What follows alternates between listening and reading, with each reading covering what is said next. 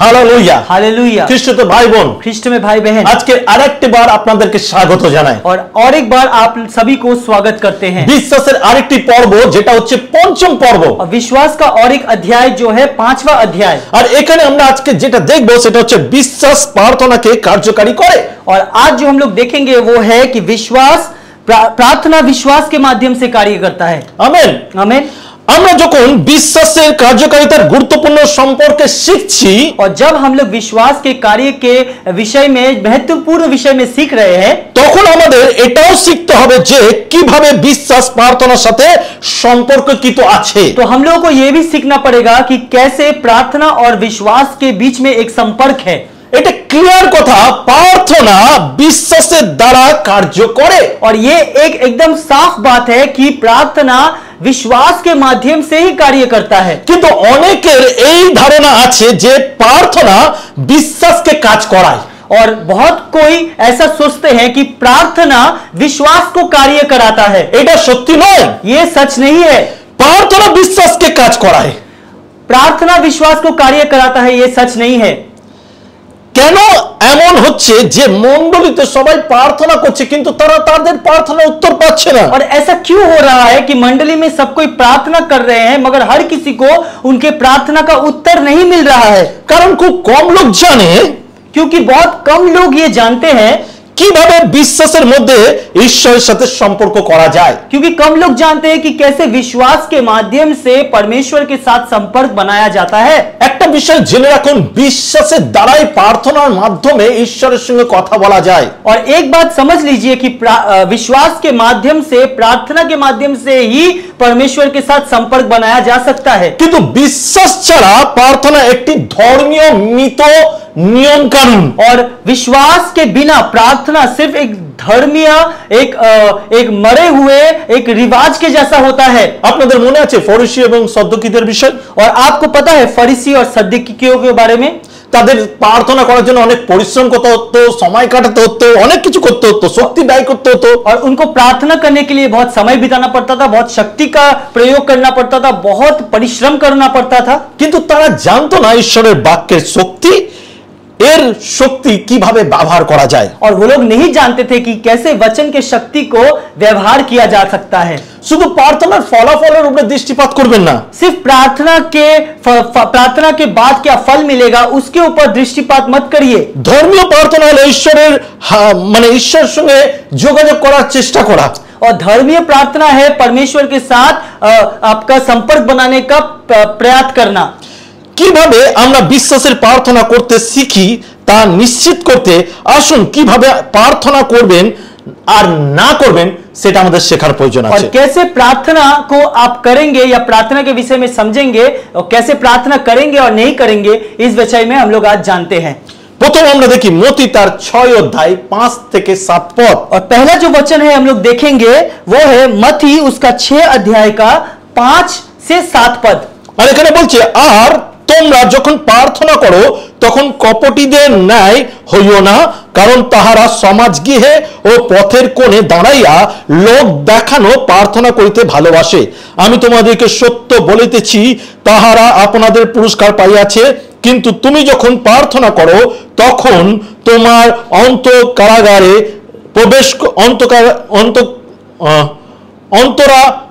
প্রবেশ করিও, আর দ্বার রুদ্ধ করিয়া তোমার পিতা যিনি গোপনে বর্তমান তাহার নিকটে প্রার্থনা করিও, তাহাতে তোমার পিতা যিনি গোপনে দেখেন তিনি তোমাকে ফল দেবেন। আর প্রার্থনাকালে তোমরা অনর্থক পুনরুক্তি করিও না, যেমন জাতিগণ করিয়া থাকে, কেননা তাহারা মনে করে বাক্য বাহুল্য তাহাদের প্রার্থনার উত্তর পাইবে।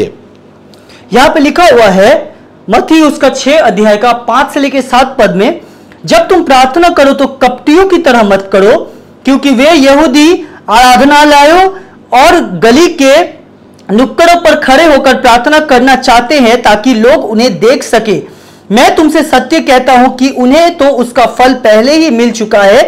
किंतु जब तू प्रार्थना करे अपनी कोठरी में चला जा और द्वार बंद करके गुप्त रूप से अपना परमपिता से प्रार्थना कर, फिर तेरा परमपिता जो तेरे छिपकर किए गए कर्मों को देखता है तुझे उनका प्रतिफल देगा। जब तुम प्रार्थना करते हो तो विधर्मियों की तरह यूं ही निरर्थक बातों को बार बार मत दोहराते रहो।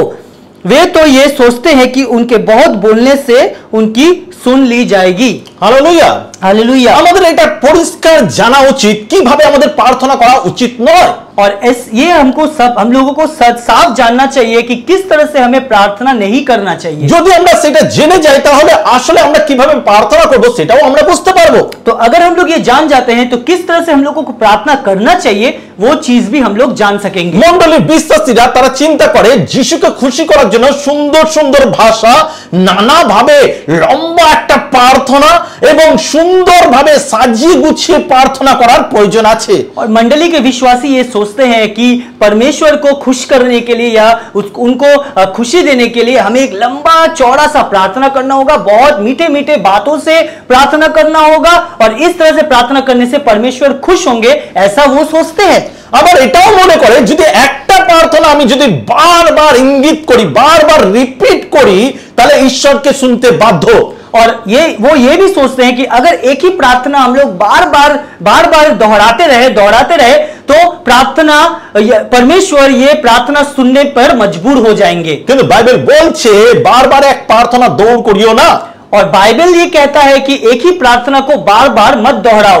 আমাদের প্রার্থনার উত্তর আসবে, প্রার্থনা উত্তর আসার জন্য আমাদের প্রার্থনার সঙ্গে বিশ্বাসকে মিশ্রণ করতে হবে যা ঈশ্বরকে খুশি করে, কারণ বাইবেল বলে তোমার বিশ্বাস তোমার প্রার্থনার উত্তর দেয়। और हमें प्रार्थना करने के लिए, प्रार्थना का उत्तर पाने के लिए हमें विश्वास और प्रार्थना को एक करना पड़ेगा, मिलाना पड़ेगा, क्योंकि वचन कहता है कि तुम्हारा विश्वास ही तुम्हारे प्रार्थना का प्रतिफल देगा। Hallelujah hallelujah. আমরা যদি ইব্রিয় তার 11 অধ্যায় 6 পদ দেখি, अगर हम लोग देखें इब्रानियों उसका 11 का 6 पद, কিন্তু বিনা বিশ্বাসে প্রীতির পাত্র হওয়া কারোর সাধ্য নয়, কারণ যে ব্যক্তি ঈশ্বরের নিকটে উপস্থিত হয় তাহার ইহা বিশ্বাস করা আবশ্যক যে ঈশ্বর আছেন এবং যাহারা তাহার অন্বেষণ করে তিনি তাহাদের পুরস্কার দাতা। और इसमें कह रहा है और विश्वास के बिना तो परमेश्वर को प्रसन्न करना असंभव है, क्योंकि हर एक वो जो उसके पास आता है उसके लिए यह आवश्यक है कि वो इस बात का विश्वास करे कि परमेश्वर का अस्तित्व है और वो जो उसे सच्चाई के साथ खोजते हैं वो उन्हें उसका प्रतिफल देता है। Hallelujah hallelujah. আমরা অনেক সময় আমরা মনে করি কারণ আমরা প্রার্থনা করেছি আর ঈশ্বর আমাদের প্রার্থনা শুনেছে আমরা সুস্থ হয়ে গেছি বা সুস্থ করে দিয়েছে ঈশ্বর। और हम लोग बहुत बार ऐसे सोचते हैं कि हम लोग जो प्रार्थना की है वो प्रार्थना में हमें चंगाई मिला है और उस प्रार्थना के माध्यम से अभी हम चंगे हैं और प्रभु ने अपना चंगाई हमें दे दिया है। কিন্তু বাইবেল বলে ইতিমধ্যে ঈশ্বর আমাদেরকে সুস্থ করে দিয়েছেন, 2023 বছর আগে অলরেডি সুস্থ করে দিয়েছে। अगर बाइबल कहता है कि 2023 साल पहले परमेश्वर ने हमें हमारा चंगाई उसी वक्त हमें दे दिया था, 2023 साल पहले। এখন আমাদের ভিক্ষা চাওয়ার প্রয়োজন নেই, এখন আমাদের কাকতি মিনতি করার প্রয়োজন নেই, আমাদের মাথা নত করার প্রয়োজন নেই, আমরা বিশ্বাসের প্রার্থনার মাধ্যমে তা গ্রহণ করতে পারি। আমাদের সুস্থতা রাখা রয়েছে, আমাদের জাস্ট গ্রহণ করার প্রয়োজন আছে। और अभी और इस युग में हमें और हमारे प्रार्थना का उत्तर पाने के लिए या चंगाई पाने के लिए हमें भीख मांगने का जरूरत नहीं है, हमें मिनती नहीं करना पड़ेगा, हमें आंचल पहनाकर मांगना नहीं पड़ेगा, क्योंकि वो चंगाई और वो प्रार्थना का फल हमें ऑलरेडी पहले से मिल चुका है। আর তার মানে এ নয় এই যে গ্রহণ করবো তার জন্য আমরা प्रार्थना করলেই যথেষ্ট। और इसका मतलब ये नहीं है कि जो हम लोग ग्रहण करेंगे उसके लिए सिर्फ प्रार्थना करना ही सिर्फ जरूरी है। प्रार्थना শুধু प्रार्थना আমাদেরকে সুস্থতা দেবে না, सिर्फ प्रार्थना और सिर्फ प्रार्थना हमें स्वस्थ या चंगाई नहीं दे सकता है। শুধু प्रार्थना আমাদেরকে সুস্থতা দেবে না, सिर्फ प्रार्थना हमें चंगाई नहीं दे सकता है। আপনি প্রার্থনার মাধ্যমে আপনার বিশ্বাসকে কাজে লাগাতে শুরু করুন और आप प्रार्थना के माध्यम से अपने विश्वास को कार्यकर्ता में लगाना शुरू कर दीजिए। আপনাকে এটা মনে রাখতে হবে প্রার্থনা ছাড়াও কিন্তু বিশ্বাস কাজ করে। और आपको ये जानना पड़ेगा कि प्रार्थना के बिना भी विश्वास कार्य करता है, কিন্তু বিশ্বাস ছাড়া প্রার্থনা কাজ করে না। मगर विश्वास के बिना प्रार्थना कोई काम नहीं करता है। আর সেই জন্য আপনার প্রার্থনার উত্তর পেতে গেলে আপনাকে বিশ্বাস করতে হবে। और इसीलिए आपके प्रार्थना का उत्तर पाने के लिए आपको विश्वास करना होगा। অনেক ভালো ভালো বাক্যের প্রার্থনা করলে আপনি উত্তর পাবেন তা নয়, আপনার প্রার্থনার সঙ্গে বিশ্বাস মিশ্রিত থাকতে হবে এবং সেই বিশ্বাসের দরুন আপনি আপনার প্রার্থনার উত্তর পাবেন। और सिर्फ मीठे मीठे बोल से प्रार्थना करने से ही नहीं होगा, क्योंकि आपके प्रार्थना के साथ विश्वास को मिलाना पड़ेगा, तभी आपका प्रार्थना का उत्तर आपको मिल सकता है। हालेलुया। हालेलुया। আমরা যদি দেখি যাকব তার 5 অধ্যায় 15 পদ, अगर हम लोग देखें याकूब उसका 5 अध्याय का 15 पद, সেখানে বলছে তাহাতে বিশ্বাসের প্রার্থনা সেই পীড়িত ব্যক্তিকে সুস্থ করিবে এবং প্রভু তাহাকে উঠাইবেন, আর সে যদি পাপ করিয়া থাকে তবে তাহার মোচন হইবে। और यहाँ पे लिखा हुआ है विश्वास के साथ की गई प्रार्थना से रोगी निरोग होता है और प्रभु उसे उठाकर खड़ा कर देता है। यदि उसने पाप किए हैं तो प्रभु उसे क्षमा कर देगा। Hallelujah hallelujah hallelujah hallelujah. খ্রিস্ট ভাই বোন, খ্রিস্ট में भाई জেনে बहन, রাখুন আপনার জীবনে বিশ্বাসের প্রার্থনার প্রয়োজন আছে। और आपके जीवन में विश्वास के प्रार्थना का जरूरत है। মুখ নাড়ানোকে প্রার্থনা বলে না, सिर्फ मुंह को हिलाने का विषय में प्रार्थना नहीं है, আপনার নানা রকম সুন্দর সুন্দর ভাষা প্রার্থনা বলে না, और आपके विभिन्न सुंदर सुंदर जो भाषा है वो प्रार्थना नहीं होता है। আপনাকে বিশ্বাস করে প্রার্থনা করতে হবে। आपको विश्वास करके प्रार्थना करना होगा, আপনাকে মনে রাখতে হবে আপনি যা বিশ্বাস করছেন সেই মতন আপনাকে পরিচর্যা শুরু করতে হবে। और आपको यह ध्यान देना होगा कि आप जैसा विश्वास कर रहे हैं उसी तरह से आपको प्रार्थना भी करना होगा। আর বিশ্বাসের প্রার্থনা কি হবে? और विश्वास के प्रार्थना क्या होगा? প্রার্থনা যে লিখিত বাক্যতে বিশ্বাস এবং তারপর তাহাদের হৃদয়ের প্রাচুর্য থেকে এটি স্বীকার করা থেকে জন্ম হয়। और प्रार्थना जो लिखित वचन से प्रेरित होकर और हमारे हृदय में जो कार्य करता है उस तरह से हमें प्रार्थना का जन्म देना पड़ेगा। Hallelujah hallelujah. ঈশ্বরের বাক্য, বাইবেল বলছে তোমার ঈশ্বরের বাক্য দ্বারা আমাদের বিশ্বাস আছে। और वचन कहता है कि परमेश्वर के विश्वास के द्वारा ही हमारे परमेश्वर के वचन के द्वारा ही विश्वास आता परमेश्वर है। के वचन के द्वारा ही विश्वास आता है। আর সেই বিশ্বাস যখন আমরা ঈশ্বরের বাক্যকে গ্রহণ করি সেই বিশ্বাসের বাক্যই আমার হৃদয়ের মধ্যে বিশ্বাসের প্রার্থনাকে জন্ম দেয়। और जब हम लोग उस परमेश्वर के वचन को ग्रहण करते हैं या विश्वास करते हैं और वही चीज हमारे विश्वास को हमारे जीवन में वृद्धि लाता है। যখন আমরা সুস্থতার বাক্য পড়ি जब हम चंगाई के वचन को पढ़ते हैं সেই বাক্য আমাদেরকে সুস্থতা এনে দেয়, और वो वचन हमारी जिंदगी में चंगाई को लाता है, কারণ ওই বাক্যের মাধ্যমে আমার সুস্থতার বিশ্বাসের প্রার্থনা আসে। और उसी वचन के माध्यम से हमारे सुस्वस्थता या चंगाई के विश्वास के प्रार्थना आता है। এবং আমাদের বিশ্বাস কি হবে? আমাদের ক্রমাগত রোজ রোজ এটা বিশ্বাস করতে হবে যে ঈশ্বর আমার প্রার্থনার উত্তর দিয়ে দিয়েছে। और हमें ये चीज विश्वास करना होगा, हर दिन करना होगा कि परमेश्वर ने हमारे प्रार्थना का उत्तर हमें दे दिया है। এবং এটা ঘোষণা করতে হবে আমাকে ঈশ্বর সুস্থ করেছে। और ये हमें घोषणा करना होगा कि परमेश्वर ने मुझे चंगाई दिया है। লাভ ভাইস চার্লস কাম্পাসিক বলেছেন, এটা একটা লম্বা নাম, তিনি বলেছেন আমি আমার লোকেদের বলেছি তারা যা বলে তা পেতে পারে। और लॉर्ड भाई चार्ल्स कॉर्पलेक्स ये कहे थे कि मैं मेरे लोगों को ये कहा हूं कि वो लोग जो बोलेंगे उसे वो पाएंगे, কিন্তু তারা যা চাইছে তাহাদের কাছে তা আছে। मगर वो लोग जो मांग रहे हैं उनके पास वो पहले से मौजूद है। ওই ব্যক্তি বলছে আমি সুস্থ হয়েছি বলার পরিবর্তে বেশিরভাগ বিশ্বাসী বলে আমি অসুস্থ। और बहुत विश्वासी ये नहीं बोलते हैं कि मैं चंगा हो गया हूं, मगर वो लोग ये कहते हैं कि मैं अभी भी मैं बीमार हूं। এবং অসুস্থতা বা রোগকে আরো শক্তিশালী করে।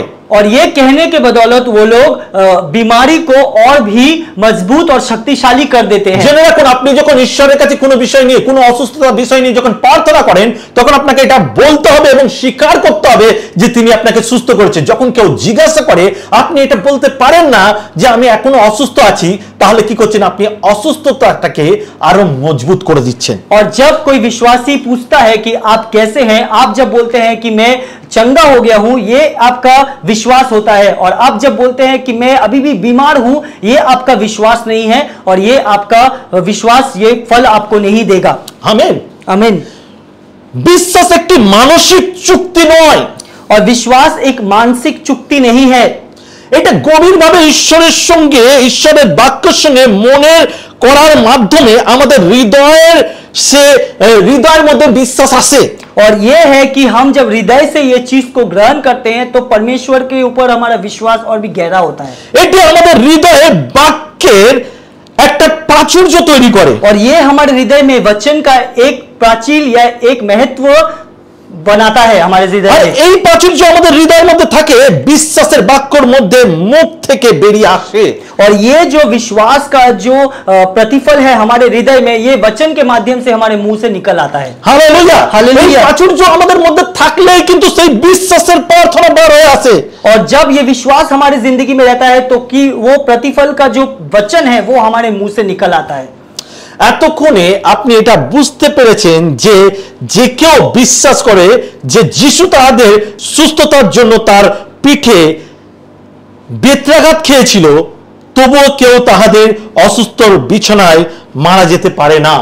और यहाँ पे बोल रहा है कि अगर कोई विश्वास करता है कि मेरे दुर्बलता या मेरे बीमारी के वजह से यीशु मसीह ने अपने पीठ पर जो घावे खाए हैं, उस घाव के कारण कोई भी अपने बिस्तर में लेटा हुआ बीमार नहीं रह सकता বা মরে যাবে না, या मर नहीं जाएंगे। আপনার বিশ্বাস যদি এটা রয়েছে যিশু আমার জন্য পিঠে বেত্রাঘাত খেয়েছে, তার ক্ষত দ্বারা আমি আর বিছানায় শুয়ে থেকে মরে যাব না। और अगर आपके अंदर ये विश्वास रहता है कि मेरे रोगों के वजह से परमेश्वर या यीशु मसीह ने अपने पीठ पर जो घावे को खाए हैं, उनके बदौलत मैं मेरे बिस्तर से उठ जाऊंगा और मैं चंगाई को पा गया हूं, ये हमें विश्वास करना चाहिए। এইটা কিন্তু মণ্ডলী হারিয়ে ফেলেছে। ये मगर मंडली, ये विश्वास मंडली खो चुके हैं। এই বিশ্বাস মণ্ডলীর মধ্যে নেই, ये विश्वास मंडली में नहीं है, তারা হারিয়ে ফেলেছে। वो लोग खो चुके हैं। আমরা বলি আমি বিশ্বাস করি, और हम लोग कहते हैं कि हम लोग विश्वास करते हैं, আমরা বিশ্বাস করি, हम लोग विश्वास কিন্তু करते हैं। বিশ্বাস হলো বিশ্বাস করা এবং ঈশ্বর যা বলেন তা বলা। और विश्वास करना मतलब सिर्फ विश्वास करना नहीं, मगर परमेश्वर ने जो कहा है उसको मुंह से बोलना। আমাকে স্বীকারোক্তি করতে হবে, हमें स्वीकार करना होगा या बोलना होगा। আমাকে বলতে হবে যে আমি সুস্থ হয়ে গেছি। हमें बोलना होगा कि मैं चंगाई हो गया हूं, मुझे बीमारी से मुझे चंगाई मिल चुका है। বিশ্বাস করা একটা চমৎকার বিষয়। विश्वास करना एक चमत्कार का विषय है। যেখান থেকে আমরা শুরু করি সেটাই হচ্ছে বিশ্বাস। जहां से हम लोग शुरू करते हैं वही है विश्वास। Hallelujah, hallelujah. হালেলুয়া। বিশ্বাস একটা শক্তিশালী পদক্ষেপ। विश्वास एक शक्तिशाली सिद्धांत है हमारे जीवन में। আর এই শক্তিশালী পদক্ষেপ ঈশ্বর আমাদের মুখ থেকে স্বীকারোক্তি কথার মাধ্যমে সেটা সৃষ্টি করে। और ये विश्वास परमेश्वर हमारे मुंह से निकले हुए बातों के माध्यम से ही सृष्टि करते हैं। Hallelujah, hallelujah. আমরা যদি দেখি আদি পুস্তক 1 অধ্যায়, আমি কোনো রেফারেন্স দেব না, শুধু মনে করি দেব সেখানে অন্ধকার ছিল। और अगर हम लोग देखें उत्पत्ति उसका 1 अध्याय में, हम लोग कोई रेफरेंस नहीं देंगे मगर हम लोग जस्ट आपको समझाएंगे। এবং শূন্য ছিল, और पृथ्वी जो था वो अंधेरा था और पूरा सुनसान था, সম্পূর্ণ কালো ছায়া ঢাকা ছিল, और पूरा एक काला छाया के दौर में वो घिरा हुआ था। এবং ঈশ্বরের আত্মা সেখানে ঘোরাফেরা করেছে। और परमेश्वर का आत्मा वहां पे घूम रहा था। বাইবেল আমাদের বলে যে ঈশ্বর আলো। और बाइबल कहता है कि परमेश्वर रोशनी है। ঈশ্বর আলো, परमेश्वर रोशनी है। ঈশ্বর জানেন যে তিনি আলো, কিন্তু অন্ধকার দূর করতে ঈশ্বরকে কথা বলতে হয়েছিল। और परमेश्वर जानते हैं कि वो रोशनी है, मगर उस अंधेरे को दूर करने के लिए उनको मुंह जबानी वो चीज बोलना पड़ा था। যখন তিনি কথা বলেছিলেন তখন তাহার মধ্যে যে আলো রয়েছে তার বাইরে প্রকাশিত হয়েছিল এবং পরিস্থিতি পরিবর্তন হয়েছিল। और वो जब वो मुंह से बोले थे तो उनके अंदर जो रोशनी था वो प्रकाशित हुआ, वो बाहर निकला और तब पूरे ब्रह्मांड में रोशनी फैल गया था। Hallelujah, hallelujah. ভাই রোবেন হাইস একটি মণ্ডলীতে প্রচার করতে গিয়েছিলেন। और भाई रोबेन हाइस वो एक मंडली में प्रचार करने गए थे। আর যাজক তাকে তার মণ্ডলীর একজন তরুণ বিশ্বাসীর কথা বলেছিলেন। और वहां का जो पादरी है वो एक तरुण विश्वासी के बारे में उनको बताए थे। বলেছিলেন যে তার মৃত্যুশয্যা ছিল। और वो बताए थे कि वो अब मृत्यु के मुंह में सोए हुए हैं। তিনি চেয়েছিলেন ভাই রোবেন যুবকের জন্য প্রার্থনা করুক। और वो चाहते थे भाई रूबेन उस लड़के के लिए प्रार्थना करे। তাই ভাই রোবেন এবং পাস্টার দুজনে হসপিটালে যায় तो भाई रूबेन और वो पादरी एक साथ वो हॉस्पिटल में जाते हैं এবং ওই যুবক অজ্ঞান ছিল और वो युवक क्या था, उसका कोई ज्ञान नहीं था এবং ডক্টর হাল ছেড়ে দিয়েছিল, और डॉक्टर भी पूरा हाल छोड़ चुके কারণ সেই थे যুবক সম্পূর্ণ সেন্সলেস ছিল, কোনো জ্ঞান ছিল না और वो युवक पूरा सेंसलेस था, उसका कोई ज्ञान नहीं था এবং ডাক্তার বলে দিয়েছিল যে সে মারা যাবে। और डॉक्टर ने ये भी कह दिया था कि वो मर जाएगा। ভাই নোবেল যখন হসপিটালের রুমে থেকে বেরিয়ে যাচ্ছিল তখন প্রভু তাকে সেই যুবকের স্ত্রীকে জানাতে বলে, তার সাথে কথা বলতে বলেছিলেন। और जब वो उस रूम से निकल जाते हैं कि तो परमेश्वर ने उसको एक सूचना दिया कि वो भाई रूबेन को उनके स्त्री के साथ बातें करना चाहिए। ওই ছেলে, যেই ছেলে বিছানায় শয্যাশায়ী, যেই ছেলে একদম কি বলবো সেন্সলেস মানে অজ্ঞান মানে কোমাতে রয়েছে, তার স্ত্রীকে ঈশ্বর কিছু বলতে বলেছিল। और वो जो भाई, वो युवक जो बिस्तर में पड़ा हुआ था, जो बीमार था, जो कोमा में था, उनके स्त्री को परमेश्वर ने भाई रूबेन के माध्यम से कुछ बोलने के लिए बोला था। যখন সে ওনার স্ত্রীর কাছে গেল আর ওনার স্ত্রী বলল ডক্টর বলে দিচ্ছে আমার স্বামী বাঁচবে না, और जब वो उनके स्त्री के पास गए तो उनकी स्त्री बोलने लगी कि डॉक्टर ने कह दिया है कि मेरे पति को और बचाया नहीं जा सकता। কিন্তু উনি বললেন मगर वो कहे, আমি আপনাকে বলছি मैं आपसे कह रहा हूं, আপনি ঈশ্বর যেরকম বলেছে সেরকম যদি করেন আপনার স্বামী মরবে না। और परमेश्वर ने कहा है कि अगर आप वैसे ही करें जैसे वो कह रहे हैं तो आपके पति नहीं मरेंगे, वो जीवित रहेंगे। কি করতে হবে? क्या करना पड़ेगा? মার্ক 11:23 পদ মেনে চলতে হবে। और उन्होंने कहा कि मरकुस उसका 11 अध्याय का 23 पद ये चीज मानकर चलना होगा, তবে তার স্বামী সুস্থ হয়ে যাবে। तब उनके पति को चंगाई मिल जाएगा। Hallelujah hallelujah. তাই সে করেছিল, সে সেটাই করেছিল। और वो उनका स्त्री वही चीज कर रहे थे, দিনের পর দিন दिन और दिन वो वही चीज कर रहे थे। তিনি তার অসুস্থ স্বামীর পাশে বসেছিলেন और वो उनके बीमार पति के पास में बैठी हुई थी এবং হাজারবার বলেছিলেন যে আমার স্বামী সুস্থ হবে। और वो 1000 बार बोल रही थी कि मेरे पति चंगाई मिलेगा, मेरे पति चंगा हो जाएंगे, আমার স্বামী জীবিত হবে, যিশুর নামেতে মরবে না। और मेरे पति चंगा होंगे और यीशु मसीह के नाम से वो नहीं मरेंगे। Hallelujah hallelujah. বারবার এটা রিপিট করেছিল। और बार बार वो इस चीज को रिपीट कर रही थी। একটা কথা ক্লিয়ার করি, और एक बात को क्लियर करते हैं, যতবার সে প্রার্থনা করছিল जितनी बार वो प्रार्थना कर रही थी ততবার ডক্টর এসে চেক আপ করে বলেছিল তার অবস্থা অনেক খারাপ হচ্ছে। और उतना बार डॉक्टर आके चेकअप करके बोल रहे थे कि उनकी परिस्थिति और बिगड़ रहे हैं। কিন্তু সেই পরিস্থিতিতে তিনি ঈশ্বরের বাক্যকে ত্যাগ করেনি, বিশ্বাসকে ছাড়েনি। और वो परिस्थिति में वो परमेश्वर के वचन को नहीं छोड़े, वो परमेश्वर के ऊपर विश्वास को वो नहीं छोड़े।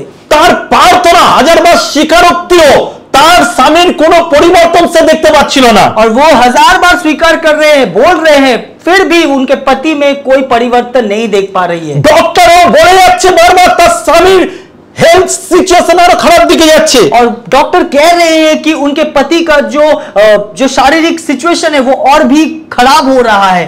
এবং এমন সময় উপস্থিত হলো যখন ডক্টররা বলল আর বেশি সময় নেই। और ऐसा एक परिस्थिति आया जब डॉक्टर बोलने लगे कि उनके पास और ज्यादा वक्त नहीं है, কিন্তু তবুও সে ঈশ্বরের বাক্য ত্যাগ করলো না, ছাড়লো না, তার বিশ্বাসকে সে ছাড়েনি। और उस वक्त भी वो अपने वचन को, परमेश्वर के वचन को, उनके प्रार्थना को नहीं छोड़े, वो विश्वास में अटल रहे। ভাই নোবেল সে চলে গেছিল और भाई रूबेन जो थे वो चले गए। 1 বছর পর সে আবার সেই চার্চে যায়। और 1 साल बाद भाई रूबेन फिर से उस मंडली में वापस आए। আর ভাই রোবেন যখন আবার সেই মণ্ডলীতে যান और भाई रूबेन फिर से जब वो मंडली में जाते हैं তখন যাজক মঞ্চে প্রভুর আরাধনা করা এক যুবকের দিকে ইশারা করে বলেন, और वो वहां के पादरी एक युवक के पास दिखाकर उनको बोल रहे थे আর তাকে বলে তোমার ওই যুবকের কথা মনে আছে? और उनसे कहते हैं कि तुम्हें उस युवक के बारे में पता है?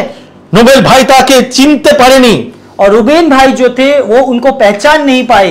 আর তাই যাজক তাকে মনে করিয়ে দিল তুমি সেই যে ভাইয়ের কাছে প্রার্থনা করতে গেছিলে এবং সেই ভাই যে মরে যাবে বলেছিল ওই ভাই আজকের আরাধনা করছে। और वो कह रहे हैं कि वही भाई जिसके लिए तुम प्रार्थना करके गए थे, जो भाई मरने वाला था, देखो वही भाई अभी खड़ा होकर परमेश्वर का आराधना कर रहा है। Hallelujah hallelujah hallelujah hallelujah. শুধু প্রার্থনা নয়, বিশ্বাসযুক্ত প্রার্থনা। सिर्फ प्रार्थना नहीं, विश्वास के साथ को मिलाकर प्रार्थना करना।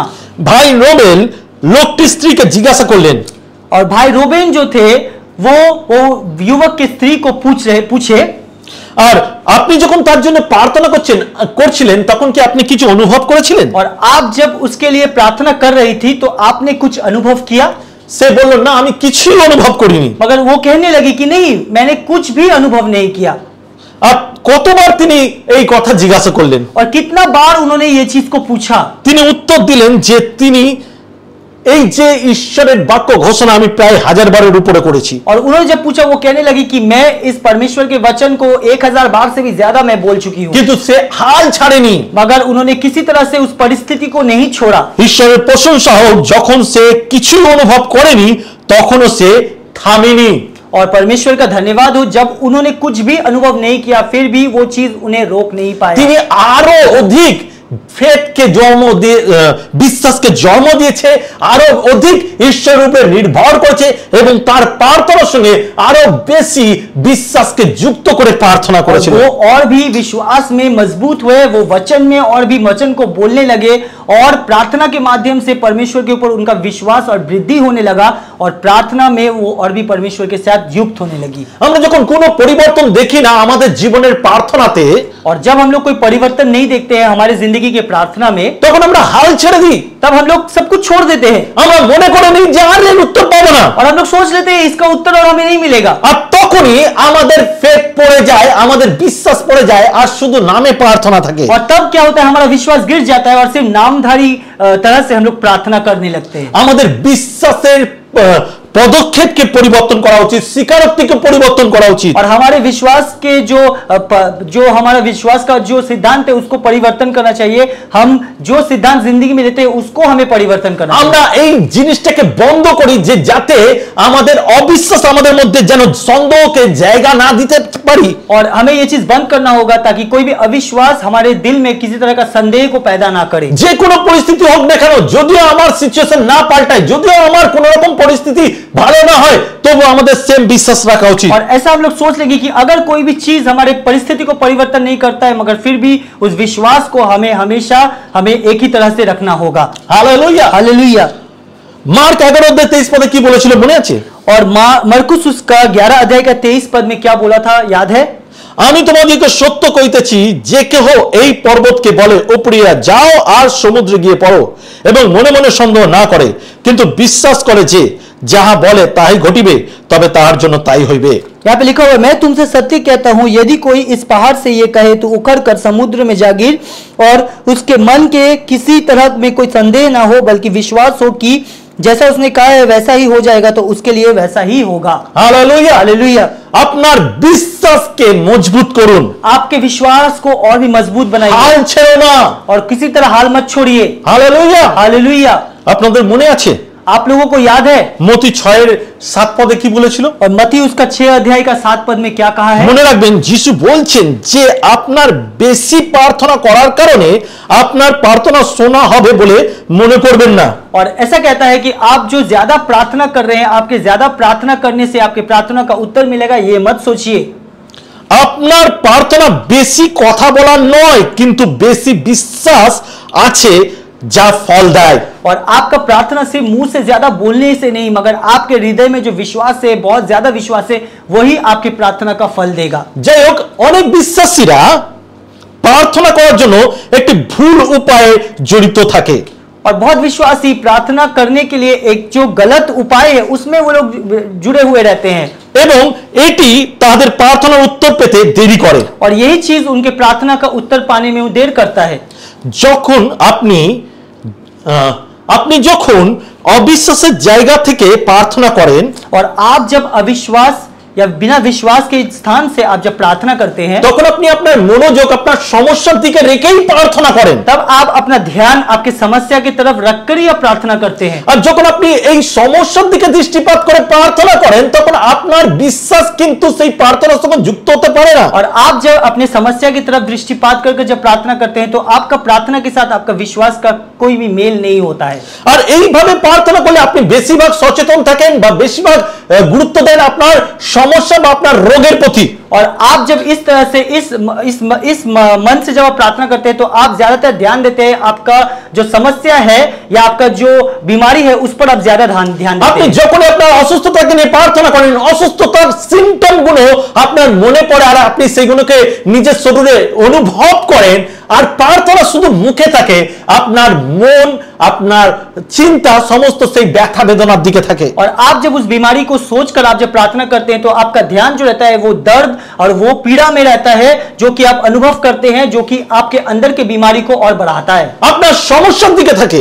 आपके समस्या की तरफ रहता है। শয়তান এটাই চায়, शैतान यही चाहता है, শয়তান এটাই চায়। शैतान यही चाहता है। তিনি আপনার সমস্যার দ্বারা এটাই গ্রাস করতে চান যে আপনি উত্তরটি দেখতে পাবেন না, উত্তরের দিকে দৃষ্টিপাত যেন তো আপনার না থাকে, আপনার সমস্যার দিকে দৃষ্টিপাত থাকে। शैतान इसीलिए इस तरह से करता है ताकि आपका जो दृष्टि है, आपका जो ध्यान है, वो समाधान की तरफ ना रहे, मगर समस्या की तरफ आपका दृष्टि रहे। আর যদি মার্ক 11:23 শেষের অংশে যিশু বলছেন যে তাহারা যা বলবে তা তাহাদের জন্য করা হবে। और मरकुस उसका 11 अध्याय का 23 का आखिरी जो लाइन है, उसमें कह रहा है कि तुम लोग जो मांगोगे वो तुम्हारे लिए किया जाएगा। এটা কি আপনারা দেখেছেন? ये आप लोगों ने देखा है? তারা যা বলুক তা করা হবে, কিন্তু যা প্রার্থনা করবে তা নয়। और वो लोग जो बोलेंगे वो किया जाएगा, मगर वो नहीं कह रहे हैं कि जो प्रार्थना करेंगे वही उनके लिए किया जाएगा। প্রার্থনা করলে করা যাবে এমন কথা কিন্তু লেখা নেই, কিন্তু তারা যা বলে, মুখে যা স্বীকার করে, বিশ্বাসের স্বীকারোক্তি তাই হবে। और वो सिर्फ प्रार्थना करेंगे वो नहीं बोला है, मगर वो जो बोलेंगे, मुंह से जो स्वीकार करेंगे वही उनके लिए किया जाएगा।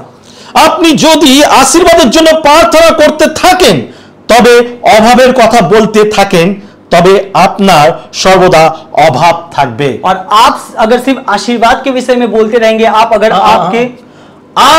आशीर्वाद के लिए प्रार्थना करेंगे और अभाव के बारे में बोलेंगे तो अभाव ही रहेगा। और अगर आप বাংলায় আর আপনি যদি আশীর্বাদের বিষয় প্রার্থনা করতে থাকবেন আর আপনার অভাবের বিষয় আপনি বলতে থাকবেন, তাহলে কিন্তু আপনার জীবনে শুধুমাত্র অভাবই থাকবে। Hallelujah hallelujah. আপনি প্রার্থনা করছেন এক আর মুখে বলছেন আরেক, और प्रार्थना कर रहे हैं एक और मुंह से कह रहे हैं और एक, আর আপনি যা বলছেন তাই কিন্তু হবে। और आप जो कह रहे हैं वही मगर होगा आपकी लाइफ আমি में। অনেক বিশ্বাসীকে দেখেছি যারা বলে আমি সুস্থ হয়ে গেছি, ধন্যবাদ দিচ্ছে মণ্ডলীতে, আমি সুস্থ হয়ে গেছি, কিন্তু কেউ যদি তার প্রতিবেশী আত্মীয় স্বজন তাকে জিজ্ঞাসা করে, সে বলবে আমি শরীর খারাপ আছে।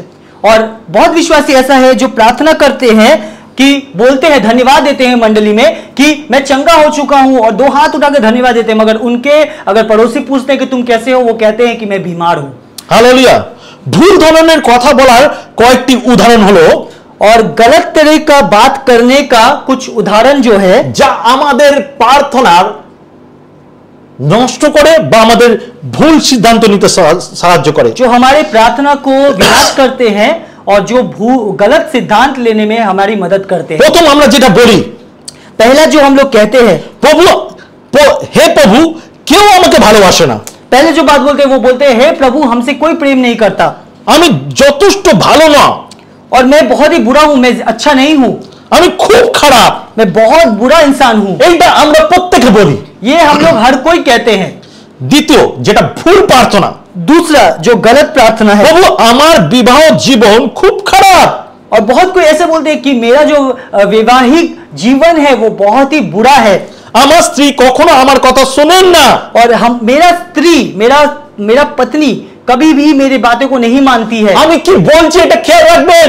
और जो कुछ भी बोल रहे हैं उसको ध्यान से सुनिए। একটু আগে আমরা পড়লাম, আমরা যা প্রার্থনা করি তা না, কিন্তু আমরা যা বলি তাই কিন্তু ঘটে। और हम लोग कुछ देर पहले बोल चुके हैं कि हम लोग जो प्रार्थना करते हैं वो नहीं, मगर हम लोग जो बोलते हैं वही हमारे जिंदगी में घटता है। আমাদের প্রার্থনার সঙ্গে সঙ্গে আমাদের বলারও সেম থাকা দরকার। और हमारी प्रार्थना के साथ साथ हमारे बोलने का भी तरीका एक ही होना चाहिए। যখন আমি প্রার্থনা করছি প্রভু আমি সুস্থ, তখন আমি কাজও যেন করি যে সুস্থতার, যে আমাকে প্রভু সুস্থ করে দিয়েছে, এইটাকেই বলে प्रार्थना संगे विश्वास के मिलानो। और जब हम लोग कहते हैं कि परमेश्वर में चंगा हूं, तो हमारे कार्य भी चंगाई के जैसा ही होना चाहिए, और यही होता है असलियत में प्रार्थना का विषय या प्रार्थना करना। और अनेक मारा भूल भावे प्रार्थना करे ईश्वरेर काছে তাদের সন্তানদের জন্য, और बहुत माए बहुत गलत तरीके से अपने संतानों के लिए प्रार्थना करते हैं। তারা বলে প্রভু আমার সন্তানেরা শয়তানের পিছনে যাচ্ছে, और वो लोग कहते हैं कि प्रभु मेरे संतान शैतान के पीछे में भाग रहे हैं। আপনার প্রার্থনা হওয়া উচিত প্রভু আমার সন্তানেরা তোমার নামে চিহ্নিত, তোমার হওয়া হচ্ছে। और ऐसा प्रार्थना होना चाहिए कि परमेश्वर मेरा संतान तेरा अनुगामी है या तेरे पीछे दौड़ रहे हैं, ऐसा आपका प्रार्थना होना चाहिए। Hallelujah hallelujah. আবার অনেকে প্রার্থনা করে হে প্রভু যখনই আমার সাথে কোনো ভালো কিছু ঘটতে চলেছে তখনই ভয়ানক কিছু ঘটে। और बहुत कोई ऐसे बोलते हैं कि प्रभु जब भी कुछ अच्छा मेरे जिंदगी में घटने लगता है तभी कुछ बुरा घट जाता है मेरी जिंदगी में। আপনি কি বলছেন? आप क्या बोल रहे हैं? আপনি কি বিশ্বাসে প্রার্থনা করেন? आप क्या विश्वास की प्रार्थना को करते हैं? এই ধরনের কথা বলা আপনার বিশ্বাসের জন্য বিষাক্ত, और ऐसी तरह की बातें करना आपके लिए बहुत खतरनाक है, आपके जिंदगी के लिए। সত্যিকারের বিশ্বাস ঈশ্বরের আশীর্বাদের সাথে যুক্ত করে, और असली का विश्वासी परमेश्वर के प्रार्थना या वचन के साथ विश्वास को हमेशा जोड़ देता है। প্রার্থনা শুরু কোথায় থেকে হয় জানেন? प्रार्थना कहां से शुरू होता है आपको पता है? প্রার্থনা শুরু হয় ভরসার জায়গা থেকে, और प्रार्थना शुरू होता है भरोसे के जगह से, চেষ্টা থেকে, चेष्टा करने से। ভরসা থেকে, চেষ্টা থেকে নয়। भरोसा से, सिर्फ कोशिश से नहीं। Hallelujah hallelujah. যিশু প্রার্থনার মতো প্রার্থনা করার চেষ্টা করুন। और यीशु मसीह के जैसे प्रार्थना करने का प्रयास करिए। যিশু কিভাবে প্রার্থনা করেছিল মনে আছে? यीशु मसीह किस तरह से प्रार्थना किए थे आपको याद है? শিষ্যরা যখন বলেছিল আমাদের প্রার্থনা করতে শেখাও, যিশু কিভাবে প্রার্থনা করেছিল? और शिष्यों ने जब कहा था कि प्रभु हमें प्रार्थना करना सिखाइए, तो कैसे उन्होंने प्रार्थना किया था? প্রথমেই তিনি কি বলেছিল? পিতা আমি আপনাকে ধন্যবাদ জানাই কারণ আপনি সর্বদা আমার কথা শোনেন। और उन्होंने पहले ये कहा था कि प्रभु या पिता तुझे मैं धन्यवाद देता हूं कि तू मेरे जिंदगी में ये कार्य को किया है। Hallelujah hallelujah. সত্য প্রার্থনা জ্ঞান থেকে শুরু হয়, और सच का जो प्रार्थना है वो ज्ञान के माध्यम से होता है। দুই পিতর তার 1:3 বলছে, दूसरा पत्रस उसका 1 अध्याय का 3 पद में ये कह रहा है, কারণ যিনি নিজ গৌরবে ও সদ্গুণে আমাদেরকে আহ্বান করিয়াছেন তাহার তত্ত্বজ্ঞান দ্বারা তাহার ঈশ্বরীয় শক্তি আমাদেরকে জীবন ও ভক্তি সম্বন্ধীয় সমস্ত বিষয় প্রদান করিয়াছে। अपने जीवन के लिए और परमेश्वर की सेवा के लिए जो कुछ हमें चाहिए अपनी दिव्य शक्ति के द्वारा उसने सब कुछ हमें दे दिया है, क्योंकि हम उसे जानते हैं जिसने अपनी धार्मिकता और महिमा के कारण हमें बुलाया है। Hallelujah hallelujah. আমাদের একমাত্র জ্ঞানের অভাব রয়েছে, और सिर्फ हमारा जो है वो ज्ञान का जो कमी है वो हमारी जिंदगी में আমাদের है। অনেক জ্ঞানের অভাব রয়েছে। हमारी जिंदगी में बहुत ज्ञान का कमी है। অনেক খ্রিস্টান বিশ্বাস করে যে ঈশ্বর অনেক কিছু করতে পারেন, और बहुत ख्रिस्टियन विश्वासी ऐसा सोचते हैं कि परमेश्वर बहुत कुछ कर सकते हैं, কিন্তু অনেক খ্রিস্ট বিশ্বাসীরা বিশ্বাস করে না যে তিনি ইতিমধ্যে সবকিছু করে দিয়েছেন। और बहुत ख्रिस्ट विश्वासी ये विश्वास नहीं करते हैं कि परमेश्वर ने पहले से हमारे जिंदगी में बहुत कुछ कर चुके हैं। Hallelujah hallelujah. তারা ঈশ্বরকে তাহাদের জন্য কিছু করার চেষ্টা করার অবস্থায় বা মনোভিত্তিক বশ করে বা জোর করে। তাহারা ঈশ্বরকে তাহাদের জন্য কিছু করার চেষ্টা করার অবস্থায় বা মনোভিত্তিক জোর করে বা বশ করে। और वो लोग परमेश्वर के प्रार्थना को कुछ भी अपनी আমি जिंदगी আরো ইজিলি বলি অনেক লোক জোর করে ঈশ্বরকে এখন তোমাকে করতে হবে, তুমি আমার জন্য কিছু করো। আরো সহজ ভাষায় বলতে গেলে অনেকে হাঁটু গড়ে ভিক্ষা চায় ঈশ্বরের কাছে। और बहुत कोई घुटने पे आकर भीख मांगते हैं परमेश्वर की कि तुम मेरे जिंदगी में ये चीज को करो, तुम मेरे जिंदगी में ये चीज को करो। वो लोग भीख मांगते हैं এবং অনেকে কাকতি মিনতি করে আঁচল পাতে। और बहुत कोई आंचल को फैलाते हैं, रोते हैं, बिलखते हैं। তারা একটা সভা বা আর একটা কি বলবো নতুন ধরনের ঈশ্বরকে জোর করে যে তোমাকে এখন এটা করতে হবে। और वो लोग सभा या एक नए तरह के परमेश्वर के पास जोर करते हैं कि ये चीज तुम्हें अभी करना होगा। তারা প্রার্থনা সভা থেকে নিয়ে আরেকটা প্রার্থনা, আরেকটা প্রার্থনা থেকে নিয়ে আরেকটা প্রার্থনা দৌড়াতে থাকে, প্রার্থনা করতে থাকে, কাকতি মিনতি করতে থাকে। और वो लोग एक प्रार्थना सभा से और एक प्रार्थना सभा और एक प्रार्थना सभा से और एक प्रार्थना सभा ऐसे ऐसे वो लोग घूमते हैं और रोते बिलखते हैं कि तुम्हें ये चीज करना होगा। ঈশ্বরের কাছ থেকে কিছু পাওয়ার চেষ্টা করে তারা, और परमेश्वर के पास से कुछ पाने का प्रयास वो लोग करते हैं। কিন্তু খ্রিস্ট ভাই বোন, मगर ख्रिस्ट में भाई बहन বাক্য কি বলে? वचन क्या कहता है? যদি ইফিসীয় 1:3 পদ দেখি, अगर हम लोग देखें इफिसियों उसका 1 अध्याय का 3 पद, ধন্য আমাদের প্রভু যীশু খ্রিস্টের ঈশ্বর ও পিতা, তিনি আমাদেরকে সমস্ত আত্মিক আশীর্বাদে স্বর্গীয় স্থানে খ্রিস্টের আশীর্বাদ করিয়াছেন। यहाँ पे लिखा हुआ है हमारे प्रभु यीशु मसीह का पिता और परमेश्वर धन्य हो, उसने हमें मसीह के रूप में स्वर्ग के क्षेत्र में हर तरह के आशीर्वाद दे दिए हैं। Hallelujah hallelujah. देखो এটি বলে যে তিনি আমাদেরকে সমস্ত আত্মিক আশীর্বাদ দিয়ে আশীর্বাদ করেছেন।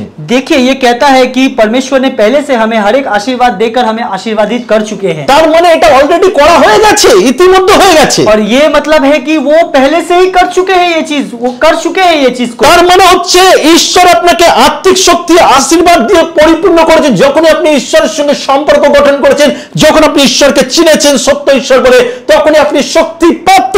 और जब आप परमेश्वर के संपर्क बनाए हैं, वो ये सब चीज पहले आपकी जिंदगी में कर चुके हैं, या आशीर्वाद को अपनी जिंदगी में पहले से वो ला चुके हैं। তার মানে হচ্ছে আপনি যদি তার কাছে আবার যাচনা করেন এবং তার কাছে আশা করেন, আপনি সময়কে ব্যর্থ করছেন, বেকার করছেন, কারণ অলরেডি ঈশ্বর আপনাকে দিয়ে দিয়েছে। अगर आप फिर से जाके उनसे मांगते हैं या बोलते हैं या रोते हैं, तो आप अपने समय को बर्बाद कर रहे हैं, क्योंकि परमेश्वर ने पहले से आपकी जिंदगी में ये कर चुके हैं। আর মণ্ডলীতে অনেক নতুন বিশ্বাসী এলে তারা কিন্তু এখান থেকেই শুরু করে। और मंडली में जो नए विश्वासी आते हैं वो यही से शुरू करते हैं। যদি তারা তাদের শরীরের অসুস্থ হয়, और वो लोग अगर अपने शारीरिक रूप से वो लोग बीमार होते हैं, তবে ঘোষণা করার বদলে তারা আঘাত দ্বারা আমি সুস্থ হয়েছি। और वो लोग ये चीज घोषणा करते हैं आपके अपने शरीर में। যদি তারা শরীরে অসুস্থ হয়, তবে ঘোষণা করার বদলে তারা ঘাতক দ্বারা আমি সুস্থ হয়েছি। और वो लोग ये चीज को घोषणा करने के बदले वो लोग अपने शरीर में उस दर्द को महसूस करके वो लोग बोलते हैं कि मैं चंगा हो चुका हूं।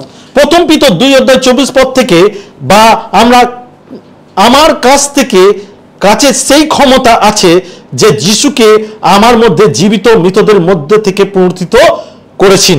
और पहला पत्रस उसका 2 अध्याय 24 पद से ये कह रहा है कि मेरे पास वो क्षमता है कि प्रभु यीशु के मृत्यु के द्वारा मुझे पुनरुत्थान या मुझे नया जीवन मिला है। Hallelujah hallelujah. এফেসীয় 1:19-20 বলছে, তাহারা ঈশ্বরের কাছে ভিক্ষা করবে, আপনি তাহাকে কখনো সুস্থ করবে। और इफिसियों उसका 1 अध्याय का 19 या 20 पद में ऐसा कह रहा है कि वो लोग परमेश्वर के पास भिक्षा करेंगे कि आप कब मुझे चंगाई देंगे। একদিন প্রভু আমার সাথে কথা বললেন এবং বললেন, পুত্র তোমাকে আমাকে বুঝতে হবে না, বোঝাতে হবে না। और एक दिन प्रभु प्रार्थना कर रहे थे और बोल रहे थे कि पुत्र तुमको मुझे समझाना नहीं होगा, তোমাকে আমার হৃদয়কে বুঝতে হবে, तुमको मेरे हृदय को समझना होगा। বেশিরভাগ বিশ্বাসী ঈশ্বরকে কিছু বিষয় বোঝানোর চেষ্টা করছে, और बहुत विश्वासी परमेश्वर को कुछ समझाना चाहते हैं, এমনকি প্রার্থনার মাধ্যমে তার হৃদয়ে করুণা তৈরি করার চেষ্টা করছে। और प्रार्थना के माध्यम से उनके हृदय में उनके प्रति दया को तैयार करने का कोशिश कर रहे हैं। আরো সহজ ভাষায় বললে আপনি মণ্ডলীতে দেখবেন কেউ ধন্যবাদ দিতে গেলেও সে কাঁদছে, और आप देखेंगे कि मंडली में कोई धन्यवाद देगा भी तो रोने लगता है। তার খুশির বিষয়টা এটা থাকা দরকার যে তার প্রভু তার জন্য অনেক আগে সুস্থতা, আনন্দ, শান্তি সবকিছু দিয়ে দিয়েছে। और उन्हें ये खुश होना चाहिए कि परमेश्वर ने पहले से उनको चंगाई, खुशी, आनंद सब कुछ दे चुके हैं। আমরা সহজ ভাষায় বলতে পারি আমরা আমাদের প্রার্থনা দ্বারা ঈশ্বরকে ইমোশনাল ব্ল্যাকমেল করি। और हम लोग ये कह सकते हैं कि हमारे प्रार्थना के माध्यम से हम लोग परमेश्वर को इमोशनल ब्लैकमेल करते हैं, আর করে তাতে লাভ নেই, और उसको करके भी कोई लाभ नहीं है। কারণ ঈশ্বর অলরেডি দিয়ে দিয়েছে, আমার বিশ্বাস সেটাকে গ্রহণ করবে। और परमेश्वर ने दे दिया है, हमारा विश्वास उसको ग्रहण करेगा। হালেলুয়া। हालेलुया। বিশ্বাস আমাদেরকে মজবুত করে। विश्वास हमें मजबूत बनाता है। তিনি আপনার পরিত্রাণের জন্য একটি বিশাল মূল্য দিয়েছেন, और आपके परित्राण के लिए उन्होंने बहुत ही बड़ा मूल्य चुकाया है, যার মাধ্যমে আপনার আত্মা, হৃদয় ও শরীর রয়েছে। और जिसमें आपका आत्मा, हृदय और शरीर है। যদি আমরা দেখি ফিলিমনে 1:6 अगर हम लोग देखें फिलिमोन उसका 1 अध्याय का 6 पद, আমাদের মধ্যে বিদ্যমান সমস্ত উত্তম বিষয়ের জ্ঞানে যেন আমরা বিশ্বাসের সহভাগিতা খ্রিস্টের উদ্দেশ্যে কার্য সাধক হই, এই প্রার্থনা করিতেছি। यहाँ पे लिखा हुआ है, मेरी प्रार्थना है कि तुम्हारे विश्वास से उत्पन्न उदार सहभागिता लोगों के मार्गदर्शन करे, जिससे उन्हें उन सभी उत्तम वस्तुओं को ज्ञान हो जाए जो मसीह के उद्देश्य को आगे बढ़ाने में हमारे बीच घटती रहती है। স্বীকার করা শব্দটি গ্রিক শব্দ থেকে এসেছে, और स्वीकार करना एक ग्रीक शब्द से आया है, যার অর্থ সম্পূর্ণ জ্ঞান বা সঠিক জ্ঞান, जिसका अर्थ है ज्ञान या संपूर्ण ज्ञान। ঈশ্বর বলেনি যে আপনার বিশ্বাস কার্যকর হবে বা আপনি যখন আপনার পাপ স্বীকার করবেন তখন ফলাফল তৈরি করবে। और परमेश्वर ने ऐसा नहीं कहा है कि जब आप विश्वास करेंगे आपका कार्यकर्ता होगा, और आप जब पाप को स्वीकार करेंगे तब आपका फल तैयार किया जाएगा। আপনার বিশ্বাস যখন আপনি বাক্যের প্রতি রাখেন, আর সেই বিশ্বাস আপনার ভালো কাজের মধ্যে দিয়ে আপনার সমস্ত পাপকে মুছে দেয়। और आप जब विश्वास को आपके वचन के प्रति रखते हैं तो वो विश्वास आपके हर पाप काम को धो देता है। হালেলুয়া। हालेलुया। সুতরাং যদি আপনি চান আপনার বিশ্বাসের দ্বারা মহান ফল পাওয়া যায়, अगर आप चाहते हैं कि आपके विश्वास के माध्यम से आपको महान फल मिले, তাহলে আপনাকে খ্রিস্ট যিশুতে আপনার মধ্যে যে ভালো জিনিসগুলি রেখেছেন সেই সম্পর্কে আপনার সম্পূর্ণ জ্ঞান থাকতে হবে। और इसलिए आपको ये चीज का ज्ञान होना होगा कि यीशु मसीह ने आपकी जिंदगी में बहुत अच्छे कामों के लिए आपकी जिंदगी में फल को रखे हैं। হালেলুয়া। हालेलुया। এই ভালো জিনিসগুলো আপনার ভালো কাজ নয়, और ये अच्छा चीज जो है ये आपका अच्छा काम नहीं है, কিন্তু আপনি খ্রিস্টের মধ্যে যেগুলি আপনার আত্মার ঐশ্বরিক উপহার, और आपको ये समझना होगा कि आपके अंदर में ये जो फल होगा ये आप परमेश्वर के आत्मिक आशीर्वाद के माध्यम से होगा। হালেলুয়া। আর হালেলুয়া। যখন সেই ফলগুলো আপনি ঈশ্বরের ইচ্ছা অনুসারে ব্যবহার করেন তখনই কিন্তু আপনি ঈশ্বরের বিশ্বাসে বৃদ্ধি পান। और आप जब उस फल को परमेश्वर के बुद्धि के माध्यम से व्यवहार करते हैं तो आपकी जिंदगी का विश्वास को वृद्धि मिलता है। হালেলুয়া। हालेलुया। খ্রিস্টতে ভাই বোন, ख्रिस्ट में भाई बहन, আজকের যে বাক্য, आज का जो वचन है, আপনার বিশ্বাস প্রার্থনার সঙ্গে যুক্ত করুন।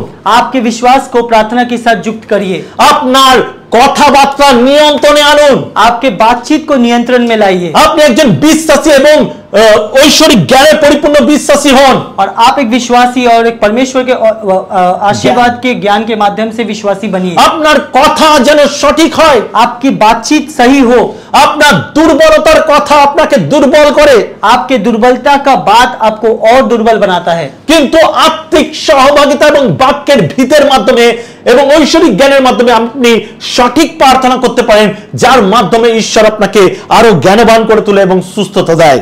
और आप परमेश्वर के ज्ञान के या आशीर्वाद के माध्यम से और भी ज्ञानी बनिए, और आपके जिंदगी में सारे आशीर्वाद को परमेश्वर लाएगा। ঈশ্বর আমাদেরকে অনেক কিছু দিয়েছেন, परमेश्वर हमें बहुत कुछ दिए हैं, আমাদের কর্মক্ষেত্রে, আমাদের জীবনে, हमारे काम के जगह में, हमारी जिंदगी में, আর এটাই তার আশীর্বাদ। और यही उनका आशीर्वाद है। আমরা আমাদের বিশ্বাসকে কাজে লাগিয়ে সবকিছু পেতে পারি।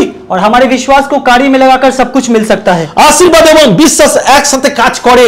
आशीर्वाद और विश्वास एक साथ काम करता है, আপনার জন্য সেই একই আশীর্বাদ বিশ্বাস রাখা রয়েছে। और आपके लिए भी एक ही आशीर्वाद और विश्वास रखा गया है। হালেলুয়া। हालेलुया। হালেলুয়া। हालेलुया। আসলে আমি আপনাদের জন্য প্রার্থনা করি। आइए आपके लिए प्रार्थना करते हैं। পবিত্র পিতা, আমি প্রার্থনা করি पवित्र पिता तुझे तेरे पास प्रार्थना करते हैं। যত ব্যক্তি প্রভু সেই মানসিকভাবে ভারগ্রস্ত এবং ভেঙে পড়েছে, और जो इंसान वो मानसिक रूप से टूट चुके हैं प्रभु, যাদের বিশ্বাস দুর্বল রয়েছে প্রভু, जिनका विश्वास दुर्बल है पिता, যারা প্রভু সেই সমস্ত ব্যথার দিকে দৃষ্টিপাত করে তোমার কাছে প্রার্থনা করে আর বিশ্বাসকে মিশ্রিত করতে পারে না, और जो उन दर्द को याद करके प्रार्थना करते हैं, जो विश्वास को प्रार्थना के साथ मिला नहीं सकते, তাদের বিশ্বাসকে মজবুত করো যাতে সেই সমস্ত ব্যথা বেদনার দিকে দৃষ্টিপাত না করে তোমার বাক্যের প্রতি দৃষ্টিপাত করতে और পারে। उनके विश्वास के मजबूत बनाइए ताकि वो दर्द को ऊपर निर्भर ना करे मगर आपके विश्वास के आपके वचन के प्रति विश्वास करे, তাদের মুখ যেন ঘোষণা করতে পারে তাদের সুস্থতাকে, और उनका मुंह